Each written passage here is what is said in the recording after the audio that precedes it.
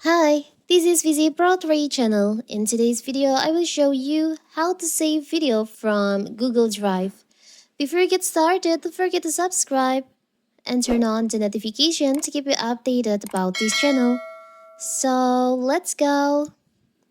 Google Drive 15 gigabytes of free storage lets you store a number of videos. However, you may find that you eventually run out of space. By downloading video from Google Drive to a physical device, you free up space in Drive and create a backup of any videos you have stored there. If you want to download your videos to a physical storage medium, in this video I will show you how to do it. It's so simple. So first of all, first we have to open our Drive. And now you can choose on the file or folder that you want to save. So here's my Drive. I will choose this. I want to save this video from this folder. I will choose this video.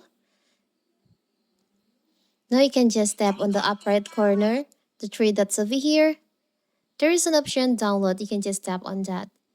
So the video will be automatically downloaded to your phone. It's so simple, right? So that is how to save video from Google Drive. Don't forget to like and subscribe and turn on the notification to keep you updated about this channel. Thank you and see you.